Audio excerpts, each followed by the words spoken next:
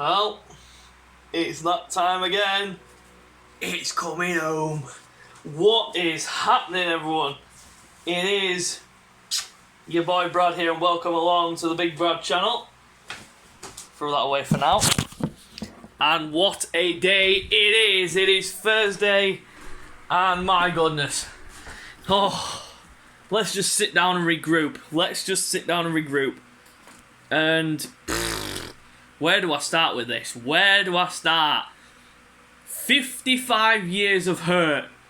55 years it's been since we made a major tournament final, and it's happening. It is happening. Sunday, the 11th of July, England versus Italy in a major tournament final in the European Championships. I did not dream of this ever happening in my lifetime. The amount of hurt that England fans have been put through throughout these 55 years, unbelievable.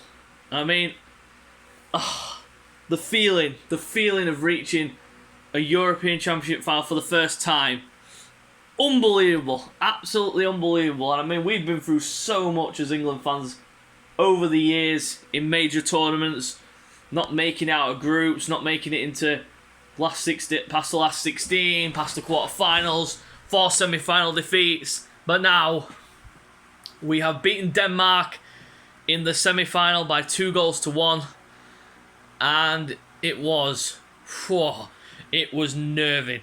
It was unnerving. Literally every second of that game, my heart was racing. Literally. The moment they went 1-0 up, we're thinking, oh no, here we go again. More heartache. But then we equalised, and you're thinking, come on, let's do it in the 90 minutes. And then it went to extra time. Denmark looked absolutely out of their feet. They looked absolutely out, and that was it. We took advantage, and we got a penalty and scored and made it 2-1. And oh, wow.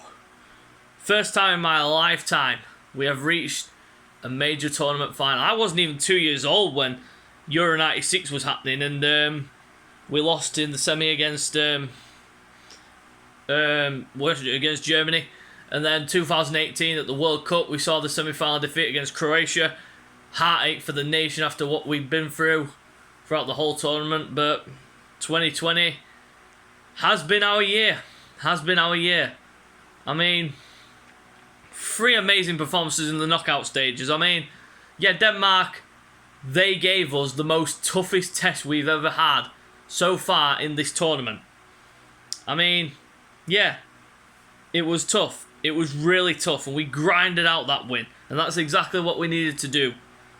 But Jesus Christ, I'm literally still in awe over this. Oh man, the feeling of England in a European Championship final, it just doesn't feel real. It just feels like I'm dreaming, and that it still has to become a reality, but it is a reality. Sunday the 11th of July, England against Italy. My goodness, what a game that promises to be.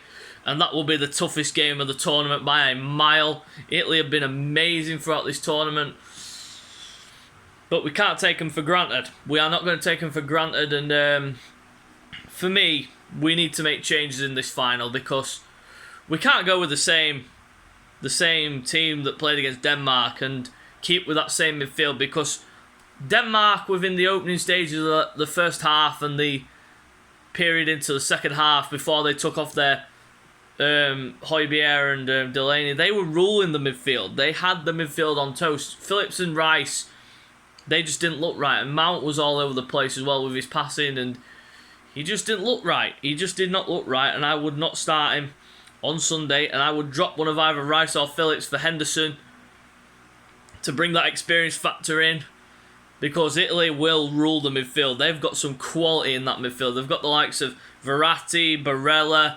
Jorginho, Locatelli. They've got some star quality names, and we need the experience factor in there to counteract that. And Henderson fits the bill perfectly. But the game last night, I was on tender hooks the whole time. Literally, it was heart-wrenching watching that game from start to finish. First minute to the 120th. Unbelievable. And I mean, Denmark, give them praise. Give them praise right now. They were absolutely immense. I mean, they put us under considerable pressure in the opening 20 minutes, 25 minutes. And then they died off a bit and England started to dominate.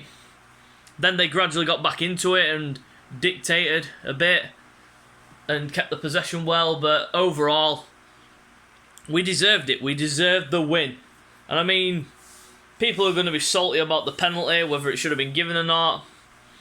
But in the letter of the law, he clips him, he goes down, it's a penalty.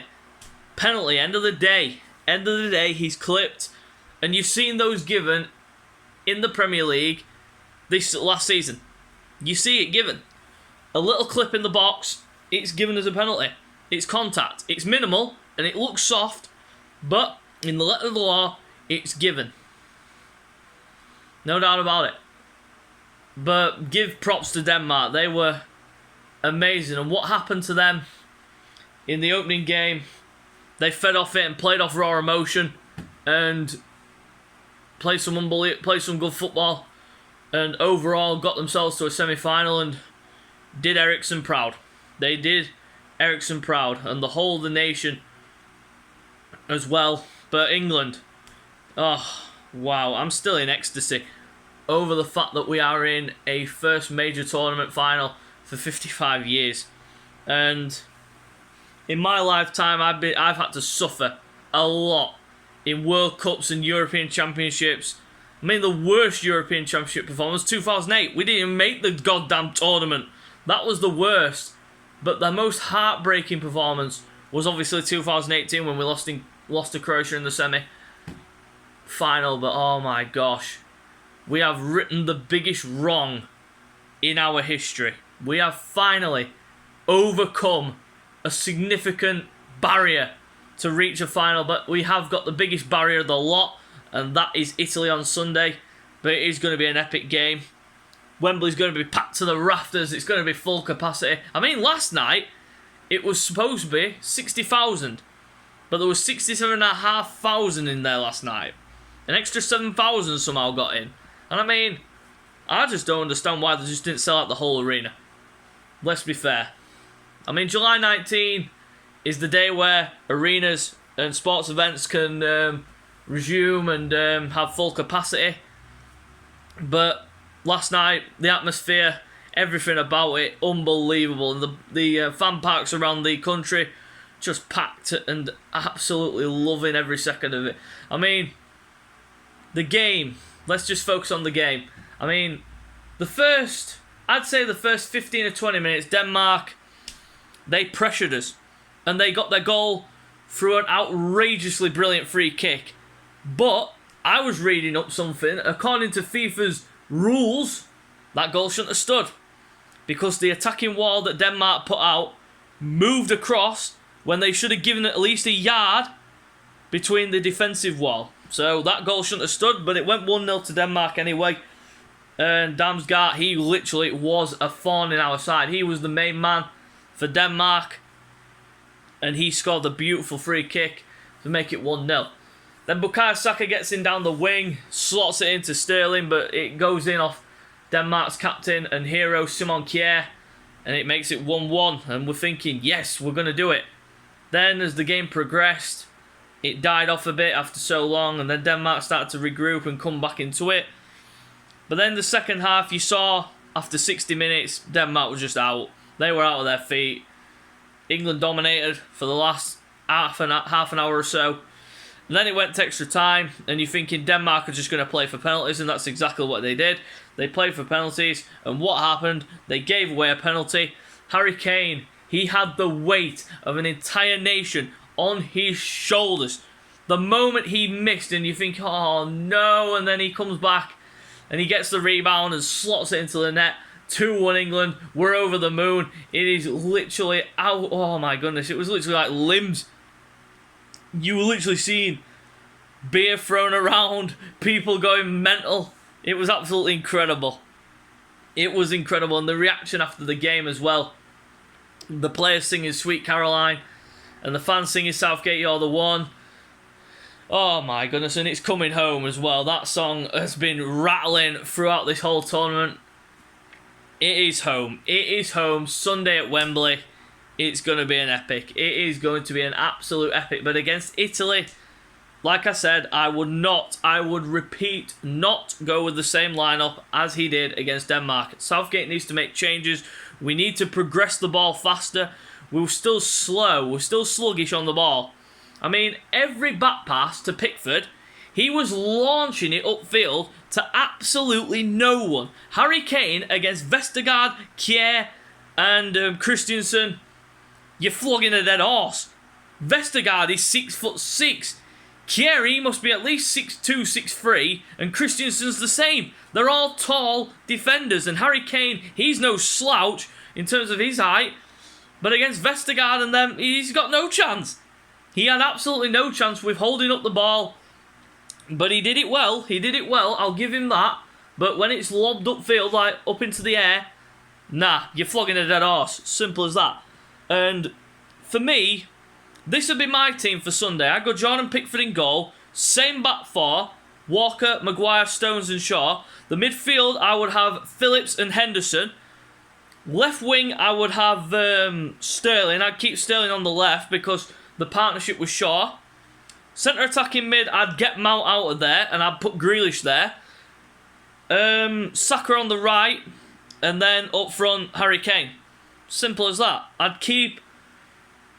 I'd only make those changes because we need to progress the ball faster and we need a bit more dynamism in the attack because Mount, I'm sorry. I mean, Mount, he is a good player. For Chelsea, he was brilliant last season, but look at him for England. Look at the group stages. He did nothing. Offered nothing in attacking sense.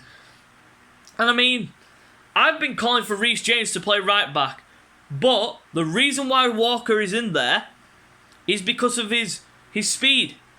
The fact that he can get back on the half turn and literally run back and help out the defence. His defensive know-how is incredible. And but yeah, I would definitely put Grealish on the left, or not on the left, the cam position, centre attacking mid, and I'd have Sterling on the left and then Saka on the right, and up front Harry Kane. Simple as that. And we need to attack Italy, because Italy, they're not a possession-based team, as you saw the other night against Spain. They didn't keep the ball. Spain dictated the play. Spain, they were all over them. They had like 70-odd% possession. And Italy grinded out the draw, got to penalties, and it's just a sudden death game of poker after that. These penalties. But I'm just hoping we don't go to extra time again, because I cannot deal with that again. Literally, that was mental. But thank goodness England are into a first major tournament final since 1966, where a man called Sir Bobby Moore lifted the World Cup. Let's see if Harry Kane can replicate that on Sunday against Italy. So guys, I'm just going to go and try and regroup and get myself ready for the final on Sunday. So if you like the video, drop down below, subscribe to my channel for more content, and give me a thumbs up on the video. Until next time, we shall see you later.